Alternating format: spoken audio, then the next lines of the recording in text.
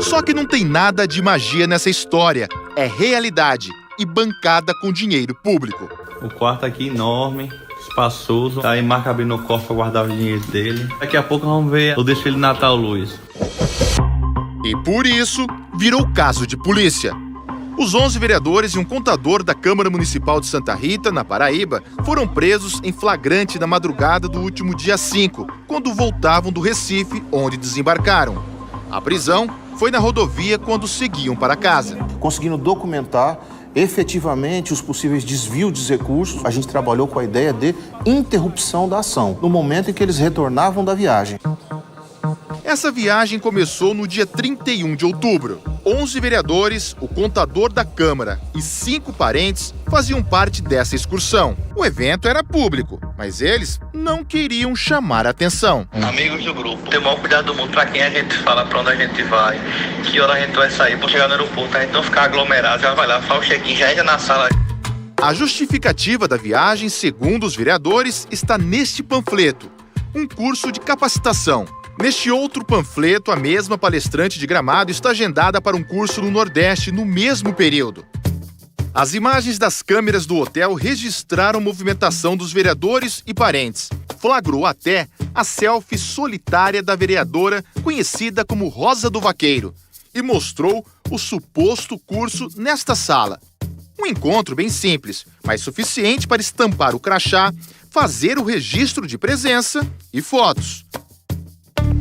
No dia da prisão em flagrante, o presidente da Câmara falou. O evento houve a participação maciça de todos. Então é só para averiguação, com certeza tudo será esclarecido. Os vereadores tiveram a chance de explicar direitinho à polícia e ao Ministério Público o que aprenderam durante o curso em Gramado, no Rio Grande do Sul. O Fantástico teve acesso aos depoimentos. O delegado até fez as perguntas, 21 no total. Mas as respostas... O senhor saberia informar qual foi o objetivo desse seminário, desse congresso? Permanecer em silêncio e na orientação do advogado. Com reserva do direito de permanecer em silêncio. Nesse vídeo feito durante o suposto curso, o vereador Sérgio Roberto parecia bem distante. Foi ele que disse ter visto neve em Gramado.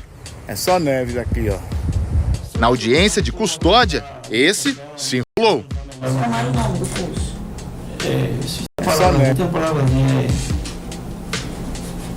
O objetivo dos vereadores era participar do curso ou fazer turismo? A gente tem hoje a plena certeza de que esses vereadores foram a Gramado, no Rio Grande do Sul, para fazer lazer e turismo. O curso em si foi só um engodo para que eles justificassem a viagem. Dá para perceber que não tem um conteúdo pré-definido, eles ficam um pouquinho lá para ter essa imagem de que efetivamente participaram, para depois o objetivo principal da viagem é curtir o passeio.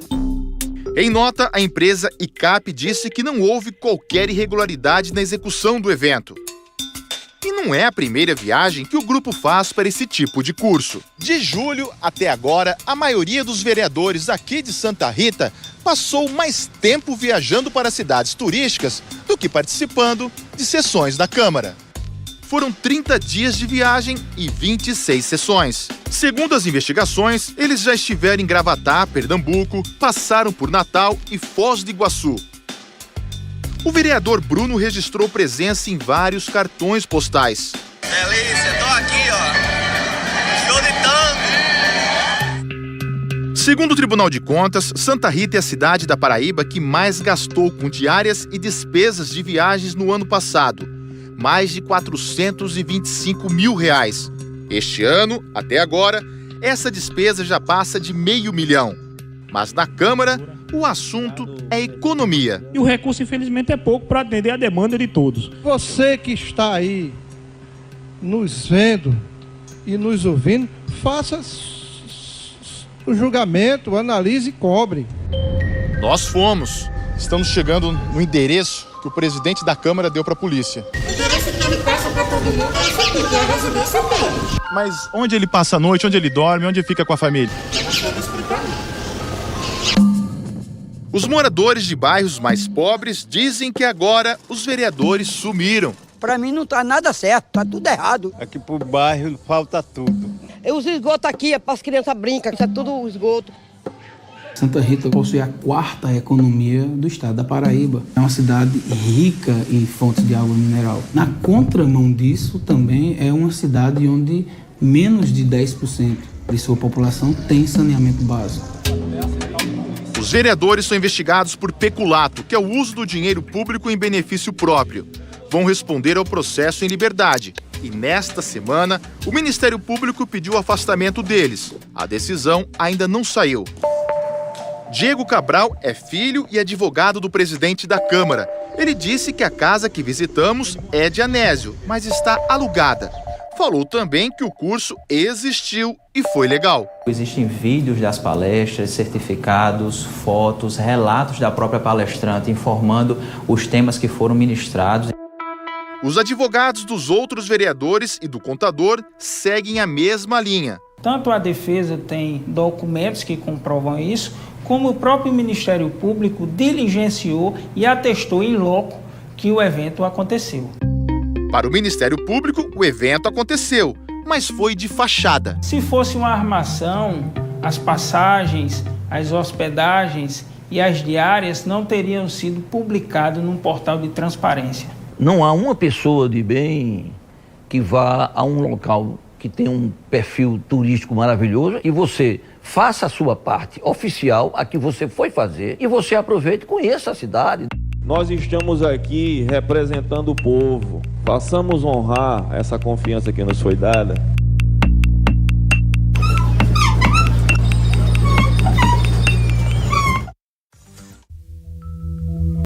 Hoje o Fantástico destaca uma reportagem especial sobre as nossas crianças. O retrato de infâncias violadas.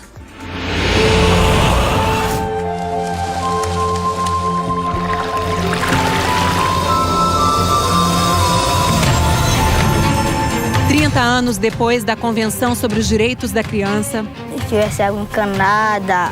Uma reportagem especial revela que metade das mais de 50 milhões de crianças brasileiras tem pelo menos um dos seus direitos fundamentais violado. Em torno de 40% das crianças de 0 a 14 anos não tem coleta de esgoto ainda.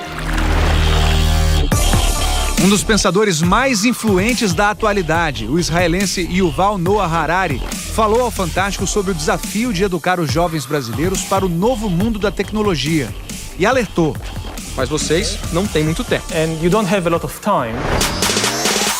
Contas pagas em troca de sexo. É prostituição ou um acordo entre adultos? Conheça o universo dos Sugar Daddies e Sugar Babies. Eu não tenho por que dizer que eu não sou uma Sugar Baby. Qual é o problema? Ele nasceu no Brasil, virou ator famoso na Argentina e agora está envolvido num escândalo sexual. O Fantástico conversou com a mulher que acusa Juan D'Artes de assédio. Teve um momento em que eu falei, basta, eu não posso. Por mais de 50 anos, esse potinho de alumínio escondeu um tesouro. O registro inédito de uma das maiores façanhas do Rei Pelé. E uma viagem fascinante à cidade sagrada de Rishikesh, na Índia, a capital mundial da yoga. Faça yoga. Do yoga. É a nova etapa de Jornada da Vida Rio Ganges. Mas antes, a indústria das cirurgias reparadoras. A justiça está de olho em advogados que vêm usando laudos falsos para forçar os planos de saúde a bancar procedimentos estéticos. Sempre briguei com a balança, sempre fui gordinha. Quando eu cheguei na cirurgia eu tava com 90 quilos. Hoje eu peso 62 quilos. Todo dia eu tô aqui, isso pra dar uma melhorada, mas não existe milagre. Aqui aparentemente assim, ele tá super bonito. Tchauzinho, assim a gente consegue. Se for pra fazer assim, você percebe. Daí dá pra ver. Tem a sobra de pele. Sobra bastante pele. Você se incomoda de mostrar sua barriga pra gente? Na verdade, a minha barriga murchou, né? E você quer fazer a reparadora? Eu quero. A reparadora é a cirurgia que retira o excesso de pele de quem emagreceu muito depois da bariátrica, a redução do estômago. A cirurgia que a Aline fez em janeiro desse ano. 11 mil pessoas fizeram bariátrica pelo SUS no ano passado. Menos de 1.400 conseguiram a reparadora. Para fazer pelo plano de saúde, na maior parte das vezes, o paciente precisa brigar na justiça. É nessa hora que essa mulher aparece para oferecer ajuda. Hoje nós vamos sortear essa cinta aqui maravilhosa. Pode parecer, mas ela não é vendedora. Quem ganhou, ganhou. Quem não ganhou, não ganha mais, hein? Nem médica. Vou aproveitar para tirar algumas dúvidas sobre reparadora, cirurgia plástica, liminares e afins. Ela é Cirlei Luque, advogada. Quem vê os vídeos da Cirlei depois começa a participar de grupos fechados que mostram o passo a passo de como entrar com uma liminar, que laudos a pessoa precisa juntar para obrigar o plano de saúde a pagar pelas operações. Desse jeito, Cirlei, que é de São Paulo, está conseguindo clientes em todo o Brasil. Só que ela vem agindo de um jeito que está chamando a atenção da justiça. 3 pacientes do interior de São Paulo e 2 de Minas Gerais emagreceram cerca de 40 quilos cada uma.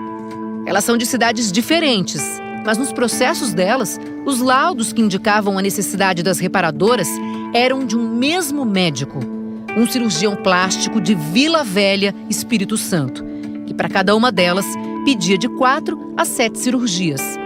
O plano de saúde de uma dessas pacientes ficou alerta com isso. Nós imediatamente pedimos em juízo para que o juiz do processo ele intimasse o médico. Era o cirurgião plástico José Cléris, que disse que nunca atendeu nenhuma dessas pacientes. Uma fraude grosseira, em que apresentava assinatura falsa, meu nome escrito falso, a logomarca, logotipo da clínica que eu trabalho falsa.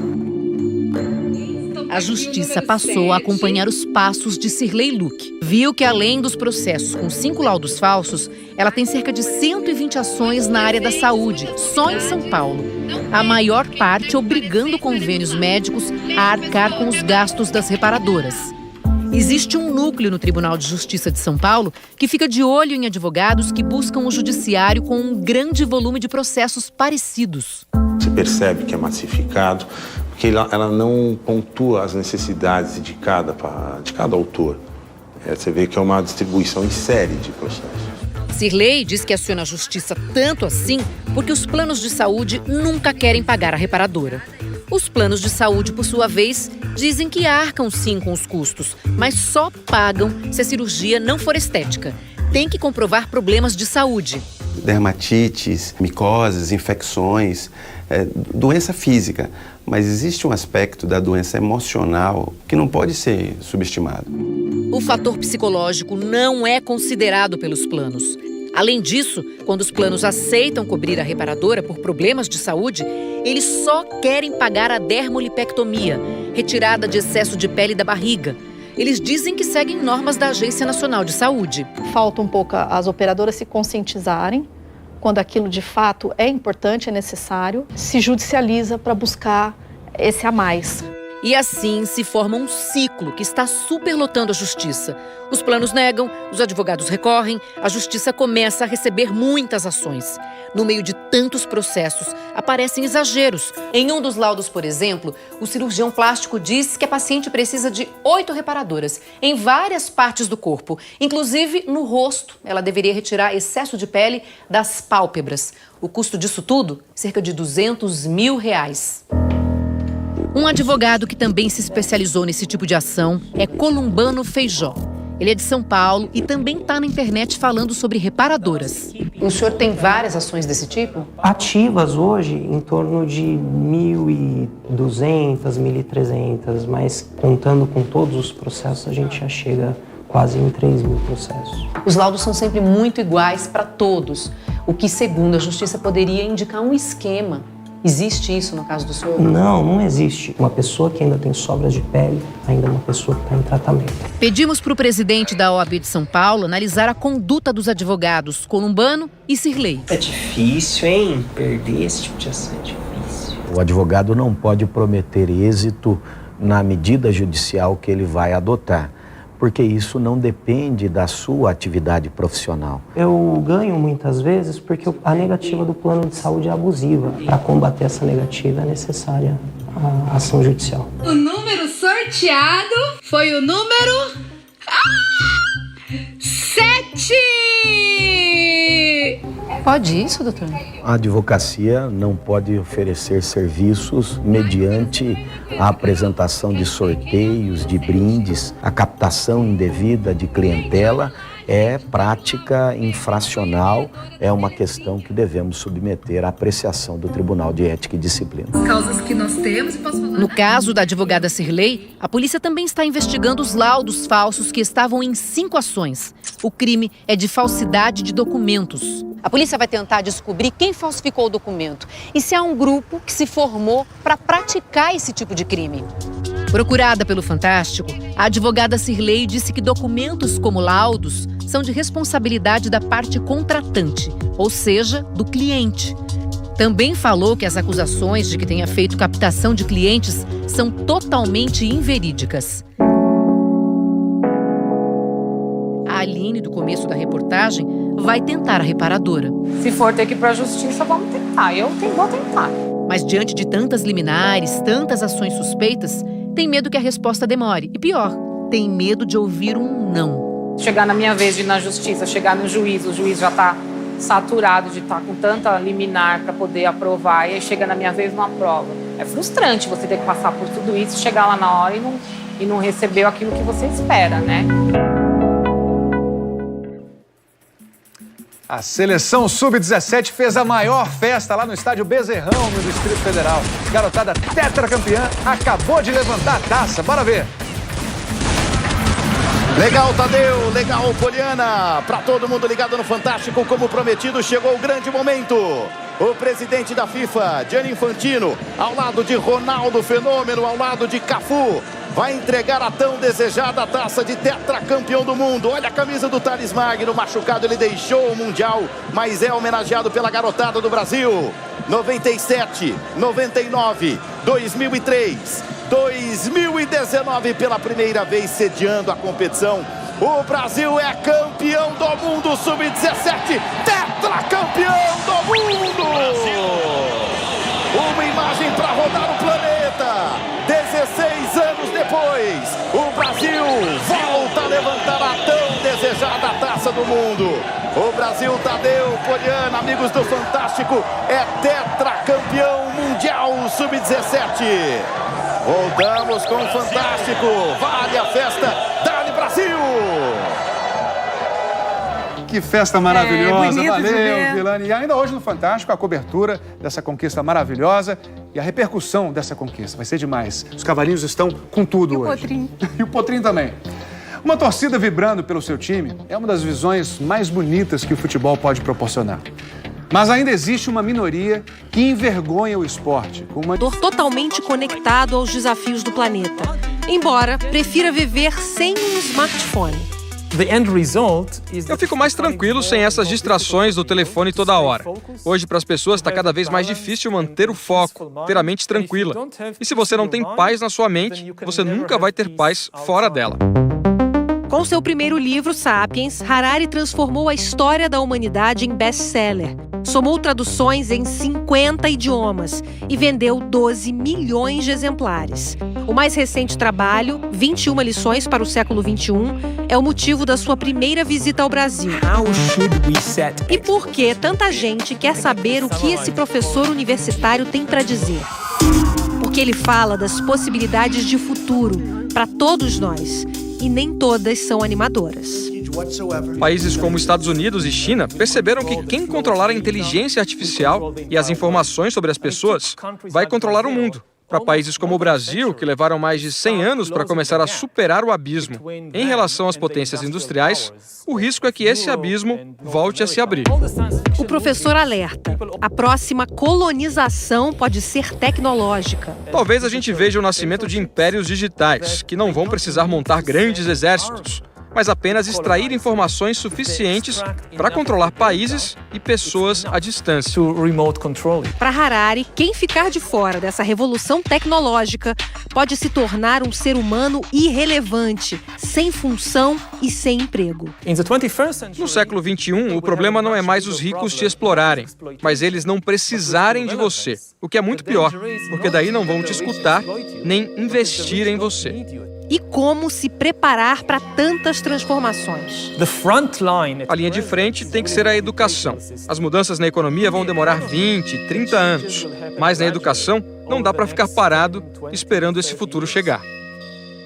E qual é o papel da escola nesse futuro? Como preparar crianças e adolescentes para um mundo de desafios inéditos? O filósofo e historiador Yuval Harari fala da necessidade urgente de pensar numa mudança radical de todo o sistema de ensino, no mundo inteiro. Hoje as provas testam os alunos sobre conteúdos que eles já viram durante o ano inteiro. Um modelo melhor seria apresentar um desafio totalmente novo, como enfrentar uma situação desconhecida. Precisamos formar uma geração que se sinta confortável em não ter respostas definitivas para tudo. E foi justamente o historiador Harari, a educação e o futuro que juntaram esses jovens de Mossoró, no Rio Grande do Norte. Eu sou Francisca Ellen, futura médica veterinária. Eu sou o João Vitor, futuro médico. Eu sou Ana Carolina, futura professora. Eu sou Beatriz, futura cineasta. Sou Rana Ellen, futura delegada. Eles são finalistas de uma Olimpíada Nacional do Futuro. Inspirados pelos livros do professor Harari, eles criaram um projeto para combater o avanço do plástico nos oceanos. É da cozinha da casa da Francisca, aluna do 3º ano, que sai a receita. Um canudo à base de mandioca que pode substituir os de plástico. Ele é comestível, primeiramente, e também que ele é biodegradável. Então, se você não quiser comer, não tem problema. Ele não vai afetar o meio ambiente. Vocês vão ver que ela tá bem líquida, mas ela vai engrossando, vai formando uma massa mesmo. Depois da massa pronta e seca, é só enrolar. E são vários sabores possíveis. A gente tem de menta, tem de maracujá, de uva, de morango e de chiclete. Tem de baunilha também. Biodegradável, comestível e não engorda. Mas uma iniciativa de um grupo de estudantes pode ter impacto nas questões globais levantadas pelo filósofo? Ele diz que sim. Quando a gente fala de cooperação global, é exatamente isso. Pequenos projetos juntos e pessoas do mundo inteiro contribuindo com o que podem. Essa turma de Porto Alegre bolou um aplicativo para conectar gente em torno da alimentação saudável.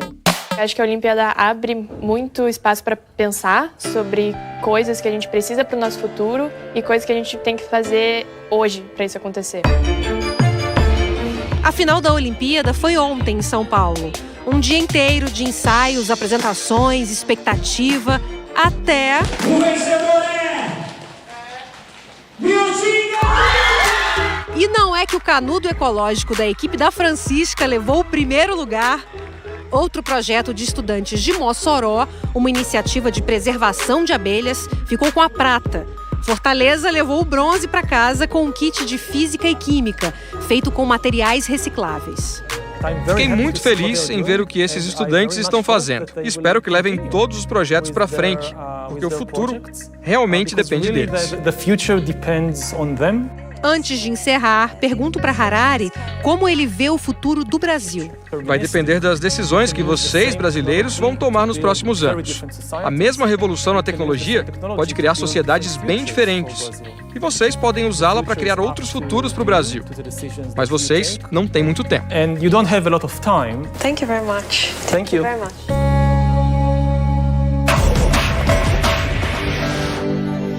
O Fantástico e o Globo Natureza seguem viagem pelo rio sagrado para os indianos, o Rio Ganges. Mais uma pessoa foi internada em Barueri, na Grande São Paulo, com sintomas de intoxicação depois de tomar uma bebida desconhecida. Ontem, 4 pessoas morreram e 4 foram internadas pelo mesmo motivo. Os corpos das 4 vítimas foram enterrados hoje. A Guarda Municipal chegou a informar que os 4 eram moradores de rua. Mas hoje, parentes afirmaram que 2 das vítimas tinham casa. Das 5 pessoas internadas, 2 estão em estado grave. Segundo parentes, o grupo estava reunido quando um carro parou e o motorista deixou uma garrafa. A polícia não confirma essa informação. Amanhã, o Instituto de Criminalística de São Paulo vai analisar a bebida. O Papa Francisco almoçou hoje no Vaticano com 1.500 moradores de rua. A refeição, servida por voluntários e grupos de caridade, celebrou o Dia Mundial dos Pobres. Antes, na Praça São Pedro, Francisco disse que ele sofre com a indiferença da sociedade com os pobres. Fanno soffrire l'indifferenza della società verso i poveri. E pediu que os mais ricos ajudem mais. Durante a semana, o Vaticano instalou uma clínica móvel onde médicos prestarão assistência médica gratuita. Somos 210 milhões de brasileiros. 27% são crianças e adolescentes. Metade dessas crianças e adolescentes tem pelo menos um dos seus direitos fundamentais violado. Esta semana, 2 documentos importantes dedicados à proteção infantil estão fazendo aniversário. São 60 anos da Declaração Universal dos Direitos da Criança e 30 anos da Convenção sobre os Direitos da Criança. De lá para cá, o Brasil avançou muito, mas ainda enfrenta desafios. Você vai conhecê-los agora nas vozes de meninas e meninos brasileiros. A reportagem é de Natália Butti e Eduardo Torres.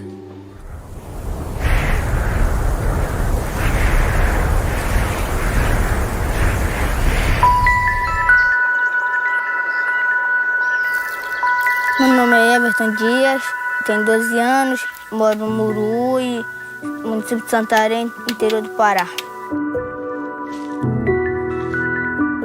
Minha parte favorita do dia é brincar. Meu maior sonho é ser jogador de futebol. Eu quero que o meu futuro grandes alegrias, emoções. Estou aqui na minha casa, vou mostrar um pouquinho dela. Aqui é a cozinha onde faz o fogo pra gente fazer a comida. Aqui é o quarto onde a minha mãe e meu pai dormem. Aqui é o meu quarto onde eu durmo, daqui é a minha rede. Aqui é o banheiro onde nós tomamos banho. Aqui eu pego o balde, pego água, eu trago pra cá pra tomar banho. Quando eu tô com uma preguicinha, eu vou lá no garapé.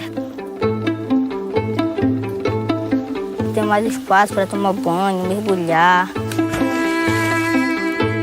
Chego lá, jogo na água, me cego. Eu jogo na água de novo e venho embora.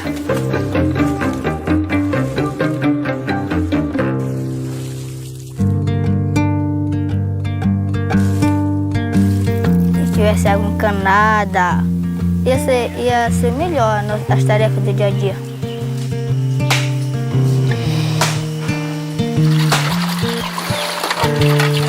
As entrevistas com o Everton e as outras crianças desta reportagem foram acompanhadas por educadoras e autorizadas pelos pais. Com certeza, o saneamento é dos problemas sérios aqui na nossa comunidade, né? Tem aí o poço da minha sogra, que é onde nós pega a água, né? Mas há uma dificuldade quando falta 2, 3 dias, seca aí o poço, né? E o que a gente faz? A gente vai no igarapé, pega a água.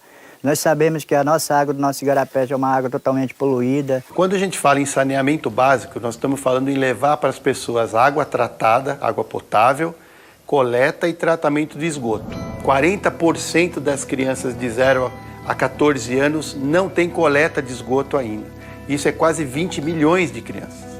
Então é um número absurdamente alto. Quase 2 milhões de crianças que não têm acesso a banheiro nenhum, que fazem as suas necessidades a céu aberto. O estado do Pará, onde mora o Everton, nós podemos dizer que é um dos lugares de maior desafio do país. O principal problema de saneamento aqui é que tem o sanitário de Fossa Negra. E isso prejudica todas as crianças, não é só ele, o Everton. Quando é de noite eu tenho medo, porque aqui tem bichos. Eu queria que tivesse lá perto de casa, que fosse que nem da escola, se tivesse um vaso, a descarga. Eu queria... Quando estão doentes, de diarreia e vômito, eles não vêm à aula. A infraestrutura de saneamento é que mais protege essa faixa etária. E por que nós podemos dar qualidade de vida e saneamento para uma criança aqui de São Paulo e não podemos dar para o Everton que mora no interior do Pará? Nós temos que pensar como país. São 2 crianças brasileiras. Toda criança tem direitos. Assim começa a Declaração Universal dos Direitos da Criança, aprovada pela Assembleia Geral das Nações Unidas em 20 de novembro de 1959. Exatos 30 anos depois, em 20 de novembro de 1989, outro importante instrumento de proteção infantil foi assinado: a Convenção sobre os Direitos da Criança. 2 documentos que mudaram a forma de o mundo enxergar meninos e meninas.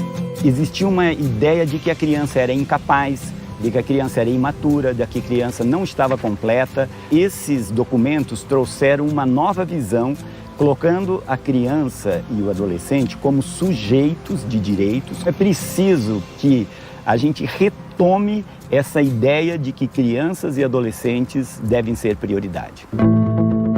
O Brasil teve muitos avanços. Reduziu a mortalidade infantil, a desnutrição crônica, o número de crianças fora da escola e de adolescentes analfabetos. Mas ainda existem muitos desafios.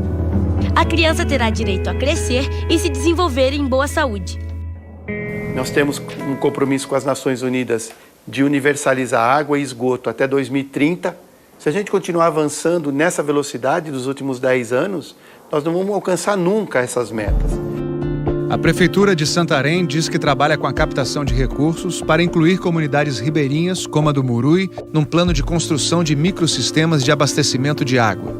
O Ministério do Desenvolvimento Regional reconhece a necessidade de ampliação de investimentos para a universalização do acesso ao saneamento básico e defende um novo marco legal para o setor, que está em tramitação no Congresso.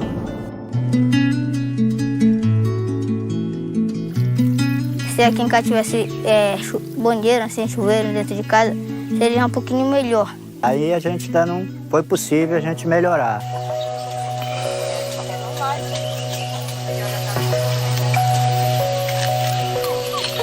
O meu sustento eu tiro da agricultura, né? Varia, 380 a 400 reais. Então isso é o que eu ganho. Nós somos 8 pessoas na minha casa. E eu tenho que fazer de tudo para que isso possa dar para o mês. Sem a combinação de desenvolvimento econômico e desenvolvimento social, a tendência é que o país vai ter concentração de renda, de exclusão social, e quem mais vai sofrer os impactos são as crianças e os adolescentes. Eu acordo 5 horas da manhã, saio para reciclar.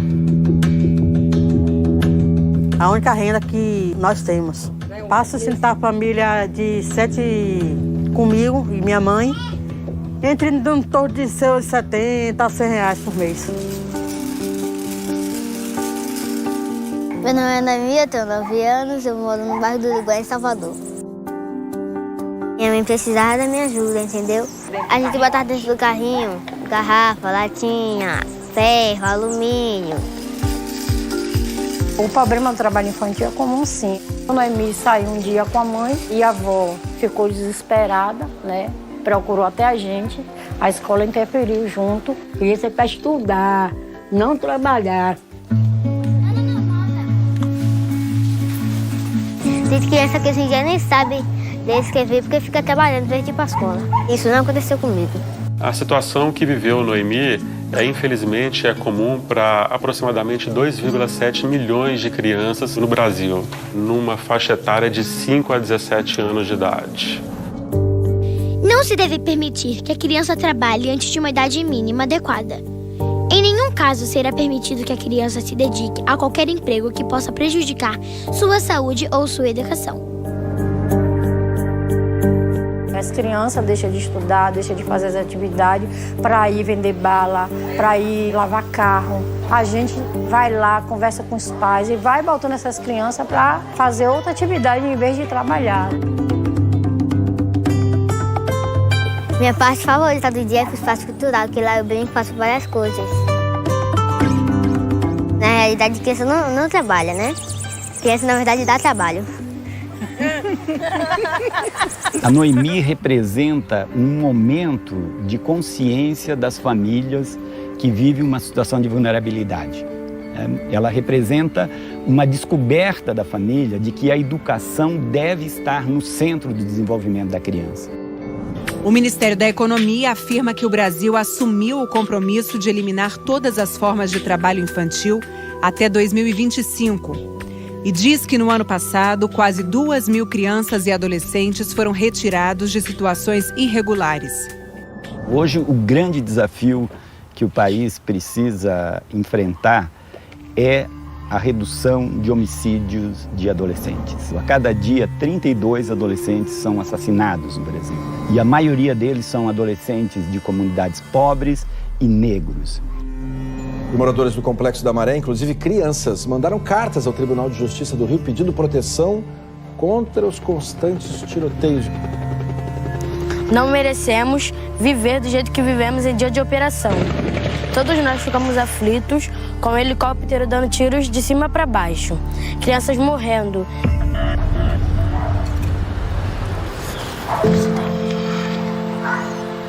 Meu nome é Luane, eu tenho 11 anos, moro no Rio de Janeiro, no Complexo da Maré.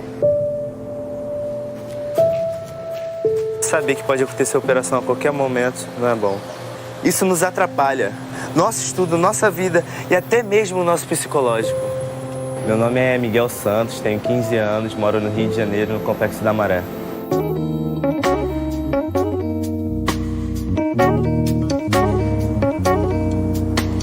Já deixei de fazer muitas coisas por causa da violência onde eu moro. Aí normalmente eu vou sozinha pra escola. Teve um dia que eu fui, ninguém sabia que tinha operação. Acabei vendo os policiais lá, né? Aí eu tive que voltar pra casa. Mas eu voltei tranquilo, né? Pra eles não pensarem que eu sou aquelas coisas e tal.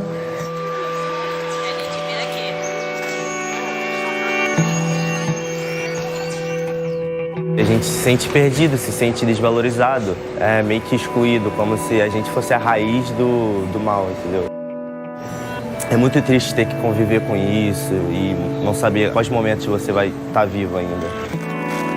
Bom, o Miguel acaba de fazer 15 anos, essa é uma idade crítica em que, na verdade, o homicídio passa a ser a principal causa de morte, ganhando de doenças e acidentes. Todas as mães aqui ficam desesperadas com os filhos.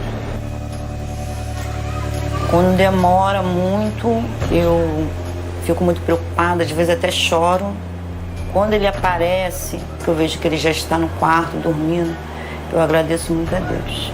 Coloco a identidade ao lado, que prova que ele é um estudante, que ele é um menino do bem. A criança deve ser educada dentro de um espírito de compreensão, amizade entre os povos e paz. Quando a gente olha a realidade de muitas crianças e adolescentes, como a Luane e o Miguel, que vivem em territórios controlados pelo crime organizado, a gente pode pensar que muitas das nossas formas de enfrentar esse crime organizado acabam aumentando a vulnerabilidade dessas crianças. Quando eu tô acontecendo uma operação, eu fico em casa parada, eu fico com medo, às vezes eu até choro assim, sabe, com medo. Crianças morrem dormindo. Balas perdidas afeta a maioria das nossas crianças. Kathleen Gomes. A menina levou um tiro na perna a caminho da escola. Ontem foi a vida da minha filha, mas já foram 6 crianças. Além da Kathleen Gomes, de 5 anos, também morreram, olha só, a Jennifer Gomes, o Cauã Peixoto, o Cauã Rosário, Cauê dos Santos, a Ágata Félix. Esses dias foi o caso da Ágata, né? Ele atirou em quem? Foi na minha neta, não é criança! Não há nenhum indicativo nesse momento de uma participação efetiva do policial militar. Podia ser minha filha, um dos meus filhos. Eu não sou contra as operações. Nem todo mundo é bandido, eu só quero que eles entendam isso. Os órgãos responsáveis pela segurança do estado do Rio de Janeiro diz que a política de segurança está no caminho certo e que as forças enfrentam facções criminosas fortemente armadas que ocuparam, depois de anos de descaso, territórios no estado. A criança deve receber uma educação que lhe permita, em condições de igualdade de oportunidades, desenvolver suas aptidões, sua individualidade, seu senso de responsabilidade social e moral. Eu estudo tanto porque eu quero ter um futuro digno. Nesses dias assim, que eu tive que faltar lá por causa de operação, eu me senti triste. Quando a gente tem uma operação, algum tiroteio, de qualquer espécie de violência, o direito delas à educação é violado. Então elas têm uma média de 30 dias por ano sem aula e quando a gente faz a soma, a gente percebe que no ensino fundamental 1 e 2 elas têm 2 anos a menos do que as crianças que estudam do lado de fora. Em função da não abertura das escolas em dias de operação policial, de conflitos armados. Eu queria ser marinheira ou médica. Só que aí dá pra ser aquelas médicas da marinha e marinheira. Ela estuda muito, ela sai de manhã e só chega em casa praticamente à noite. E eu também dou muito em cima pra ela ser alguém na vida, né? Eu queria tirar minha família daqui, pros meus irmãos, tá? Meus primos, não sofrerem essa triste realidade. A gente nasceu aqui e é o que nos sobrou, é o que a vida nos deu. A gente sofre da mesma forma que pessoas de apartamento sofrem. A gente também chora, a gente também tem tristeza, a gente também fica feliz. Eu queria, algo igual, os mesmos direitos que as pessoas fora da favela têm. Nós precisamos começar a olhar com mais cuidado, com mais atenção para esses excluídos, para garantir que o Brasil garanta todos os direitos de todas as crianças. E eu acho que podia melhorar tudo. As crianças podiam ter seu lugar de criança. O meu maior sonho é que as crianças cresçam sendo crianças, né?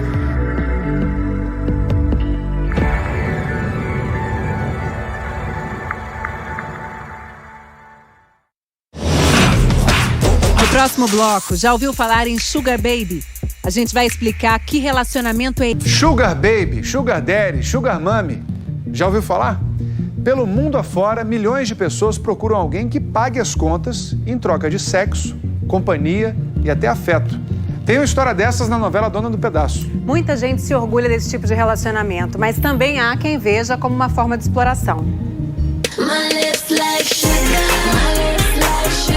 Cores entre quem quer dinheiro e quem tem dinheiro. Elas querem uma segurança, querem uma coisa diferente que os meninos ou homens da idade delas não podem fornecer. Fernanda conta que tem um daddy francês há 3 anos. Ela trabalha e ele só banca mimos de luxo, viagens, jantares, presentes. Qual é a mulher que não gosta de ganhar uma bolsa? Hipócrita seria a mulher que, eu não gosto de ganhar presente. Eu não gosto de ganhar um sapato que eu vi na loja e que custa um valor que seria o meu salário do mês. Muitas vezes quem paga se sente dono da relação. Como a empresária Marisa, que depois de 3 casamentos se considera uma sugar mommy bem resolvida. Eu gosto de estar no domínio, porque eu acho que quando você paga uma conta, você fica na posição de mais poder. Eu sempre fui um pouco assim, meio mandona, meio decidida, meio dona da situação. Já dei um celular para ele, já dei roupa, já dei tênis, que ele gosta de tênis para passear. Assim que eu penso que é um relacionamento sugar. A hora que ela precisa, nossa, eu tô com minha conta de luz que vai vencer, não tem dinheiro esse mês. Você vai lá e paga para ela. O daddy desta baby arrumou um emprego para ela numa loja de material de construção. O mundo sugar não é necessariamente luxo e riqueza. Ele me ajudou a pagar alguns boletos de cartão de crédito, me ajudou com o meu primeiro emprego. Como eu fiquei desempregada recentemente, ele passou a me ajudar com boletos da faculdade, roupa, joias. Meus olhos não crescem em relação a isso. E nem todo relacionamento sugar é de exclusividade. Eu não falo pra ele de outras pessoas, ele não fala pra mim de outras pessoas. E a gente decidiu manter assim. Ele sabe que eu tenho o meu perfil em uma rede social e que eu converso com outras pessoas. E que se aparecer alguém, aí eu até falo, é leilão, né? Se aparecer quem dá mais, leva. E é verdade isso. Sites sugar pedem a garotas de programa que não se cadastrem neles. Mas críticos desse estilo de vida acham que, na verdade, o que o mundo sugar faz é glamourizar a prostituição, que não é crime no Brasil. O crime é explorar a prostituição. Os encontros do tipo sugar são uma forma de prostituição. Tem outros aspectos nessa relação, mas, no fim das contas, há uma expectativa de que favores sexuais vão ser prestados. É prostituição ou não é prostituição? Tem nada a ver a prostituição. Você não tem que julgar uma mulher como prostituição porque ela quer ser tratada bem, como uma princesa, alguém que quer fazer isso para ela Não tem nada errado nisso. Acho que qualquer um que esteja num relacionamento sugar fica vulnerável em termos de violência sexual e também extorsão sexual ou chantagem, porque a pessoa pode ficar dependente do dinheiro que está recebendo. E segundo essa baby que não quer aparecer, sites, redes e aplicativos especializados ou não podem atrair golpistas. Os caras só estão querendo nudes. É muito caro prometendo muita coisa que não tem condições de cumprir. A baby não pode ver o daddy como um caixa eletrônico, que a hora que ela quer, ela vai lá e saca. Como o daddy não pode ver a baby como um produto que ele vai lá e usa a hora que ele quer. Esse professor de direito faz outro alerta. Se nessa relação for constituída uma união estável, ou seja, um projeto de vida em comum, há uma participação do sugar na metade dos bens construídos durante a vida. Para se evitar a participação de bens, é possível um contrato que separe os bens. A Sugar Mami Marisa não fez contrato e nem está preocupada com isso. E se cansar, troca. É como um aluguel de casa. Cansou, é muito melhor você alugar do que vender, porque cansou do ambiente, você troca. Só que isso tem um preço. Qual é o preço? Ou você é feliz, ou você gosta de coisas sofisticadas. E você? Eu falo que eu vivo em picos. Porque tem vezes que às vezes a gente tá junto, tô num dos melhores restaurantes, seja Brasil, seja Paris, e eu não tô feliz. Mas eu quero estar ali. Aquilo me traz uma felicidade instantânea. Existe um desequilíbrio de poder entre sugar babies e sugar daddies. Uma pessoa está entrando com todo o dinheiro. E são os homens que estão definindo como a relação funciona.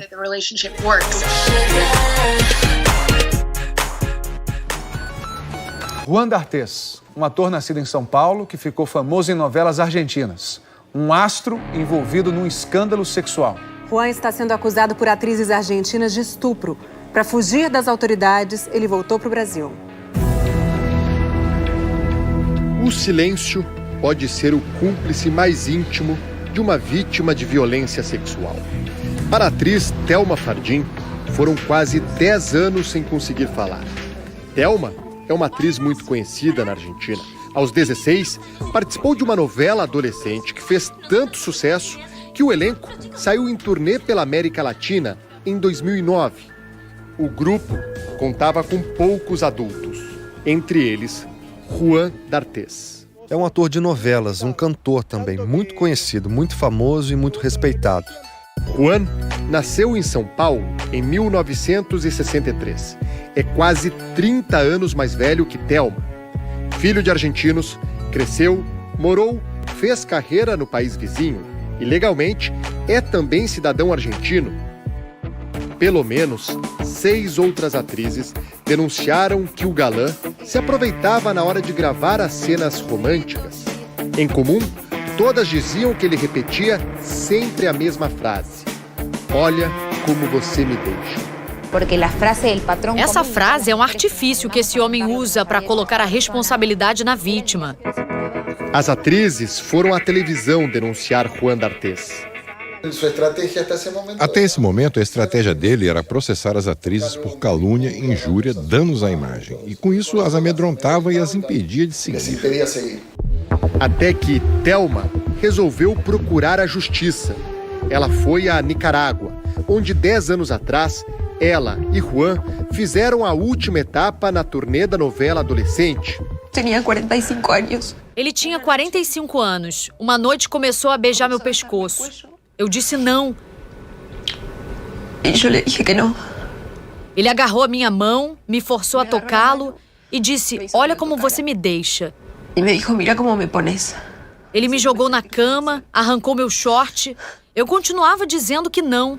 Eu seguia dizendo que não. Falei: "Os seus filhos têm a minha idade." Não importou. Ele subiu em cima de mim. Se subiu em cima mío.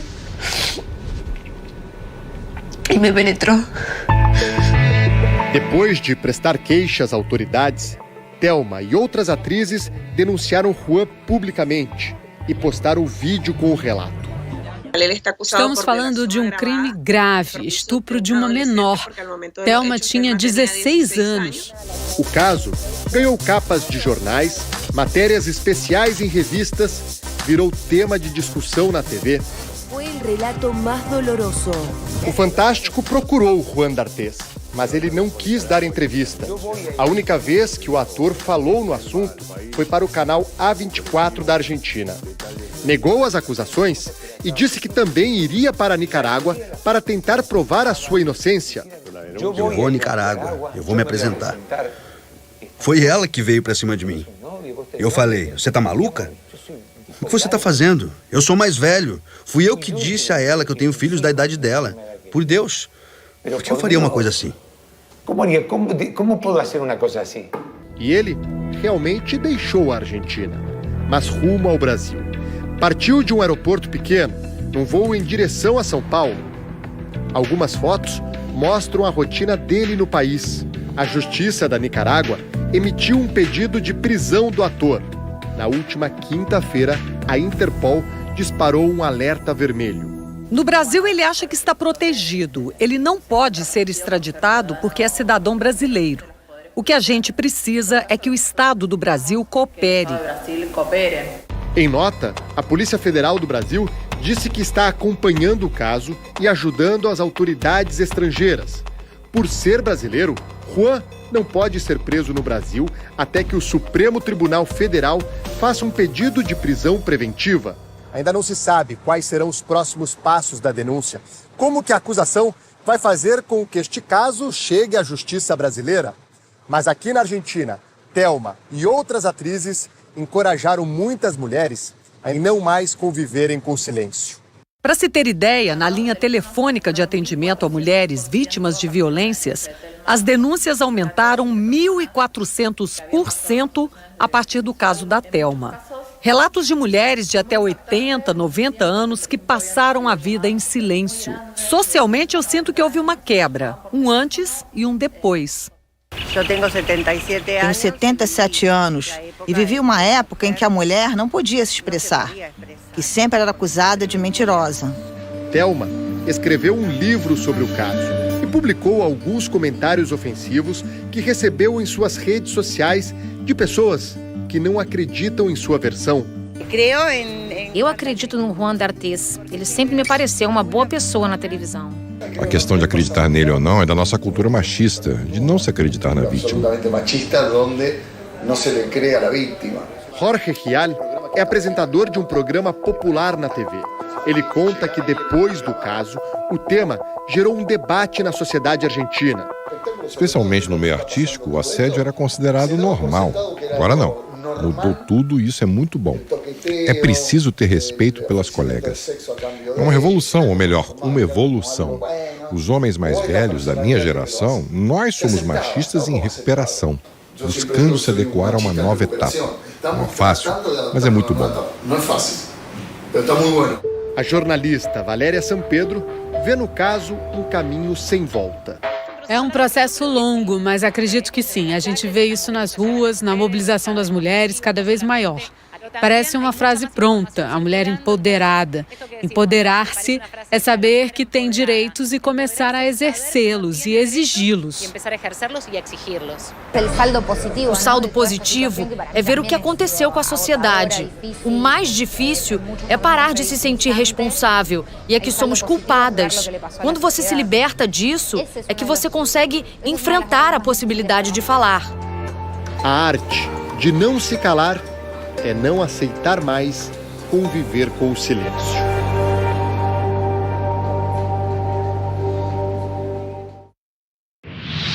O piloto de Stock Car, Tuca Rocha, morreu hoje em Salvador depois de 3 dias internado. Nas redes sociais, amigos lamentaram a morte de Tuca Rocha. Felipe Massa, Emerson Fittipaldi, a atriz Marina Rui Barbosa e o marido, que também é piloto, Xande Negrão. Rubens Barrichello falou sobre a perda do amigo. É devastador, para falar a verdade, quando a gente perde uma pessoa com pouca idade e todas as histórias de como ele é. Ele tinha um sorriso muito diferente e é o que vai ficar. Emocionado, o piloto Nelsinho Piquet lembrou que os dois moraram juntos no exterior. Tuca é uma das pessoas mais próximas que eu tive no automobilismo, também não só automobilismo, mas mesmo como amigo, como irmão. Tuca Rocha tinha 36 anos, foi campeão de kart e passou pela Stock Car. Em 2011, ele escapou de um incêndio no carro que pilotava. Tuca e outras 9 pessoas estavam no avião que caiu e pegou fogo na quinta-feira. Ele ficou com 80% do corpo queimado. Até agora, só o corpo de Tuca Rocha foi liberado e será trazido para São Paulo, onde vai ser sepultado. Também morreram no acidente as irmãs Maísa Mussi e Marcela Elias. 6 adultos e uma criança continuam internados. A polícia de Hong Kong ameaça usar munição letal contra manifestantes que pedem mais democracia. Os policiais usaram jatos d'água e gás lacrimogênio para tentar retirar os estudantes que ocupam o campus da Universidade de Hong Kong. Os manifestantes responderam com bombas incendiárias e flechas. Um porta-voz da polícia foi ferido por uma flechada. Os protestos começaram em junho passado. O governo da Bolívia assinou um decreto que tira a responsabilidade penal de integrantes das Forças Armadas que atuarem em legítima defesa. As Nações Unidas pediram que as autoridades na Bolívia respeitem os direitos humanos e não percam o controle durante os protestos no país. A Comissão Interamericana de Direitos Humanos afirmou que 23 pessoas morreram nas manifestações desde as eleições na Bolívia há quase um mês. Domingo passado, o presidente Evo Morales renunciou em meio a acusações de fraude nas eleições. Os simpatizantes do ex-presidente bloqueiam estradas e a capital La Paz sofre com a falta de alimentos e de combustível. Provocou perplexidade esta semana. O Fantástico conversou com a tia da engenheira de 28 anos, morta no trânsito em Mato Grosso. O assassino, confesso, é um motorista que decidiu atirar só porque estava irritado. Júlia Barbosa de Souza, minha namorada e apelidada carinhosamente por mim de Negaju. Era uma menina mulher linda, por dentro e por fora.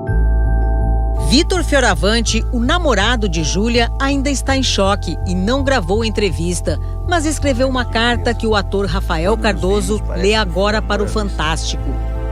Em determinada época deste ano, fui transferido para a cidade de Sorriso. Quando lhe dei a notícia, chorou muito, achando que iríamos terminar. E foi totalmente o contrário.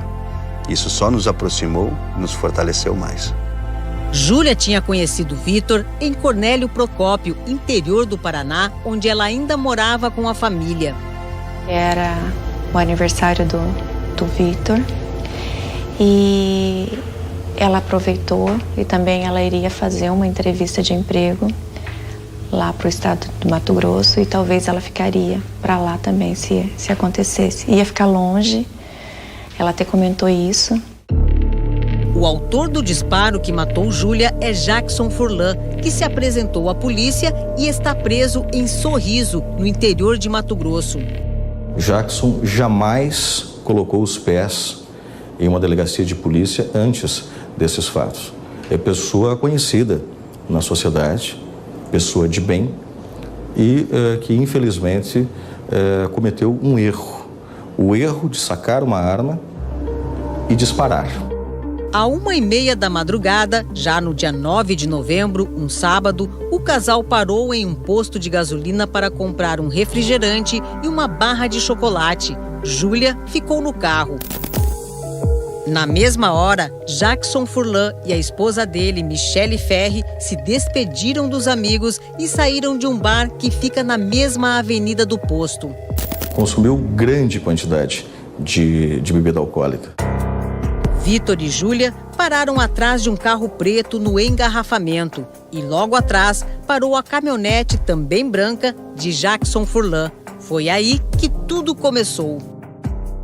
Agora é quase 1h30 da manhã, praticamente o mesmo horário em que o Jackson e o Vitor se encontraram no trânsito. Segundo a polícia, foi neste trecho aqui que o Jackson teria tentado fazer uma ultrapassagem. Mas como a gente pode ver, tem estacionamento dos dois lados da avenida. É praticamente impossível fazer uma ultrapassagem nestas condições. Isso foi o suficiente para irritar o suspeito. Dali para frente, o suspeito começou uma perseguição à vítima. A vítima conseguiu se desvencilhar do suspeito num determinado momento. Tem uma imagem que mostra disso. O carro que passa atrás da árvore é o de Jackson. Vitor e Júlia seguiram adiante, mas Jackson deu ré e continuou a perseguição. Foi uma discussão de trânsito, né, somada à bebida alcoólica, à ingestão de bebida alcoólica. A gente vê nos vídeos que a todo momento o vidro da caminhonete da vítima está fechado, a vítima não fala, não argumenta com ninguém na rua e a gente percebe nas imagens, são bem claras, a vítima tenta a todo momento fugir do suspeito. O carro do casal de namorados entrou em outra avenida e logo atrás veio o carro de Jackson e Michele.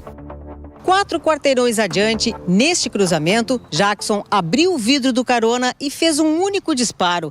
Apesar de ser uma das principais avenidas da cidade, à noite não tem muito movimento por aqui e a única câmera que poderia ter registrado o crime fica neste prédio e está com defeito.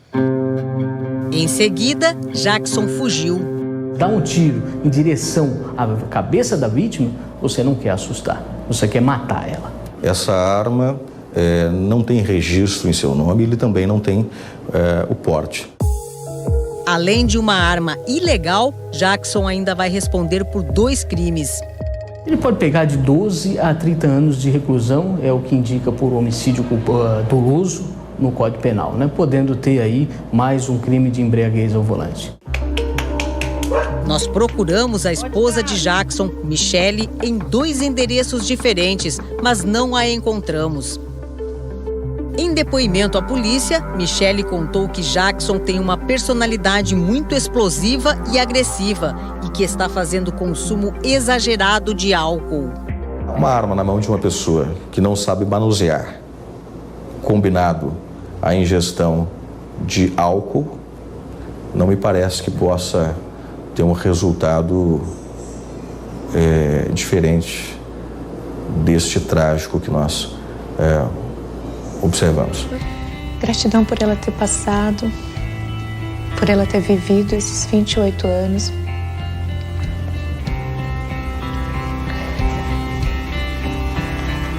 Alegrando as nossas vidas, fazendo as palhaçadas dela. Foi passar o meu aniversário de 31 anos e não voltou mais para ver seus familiares.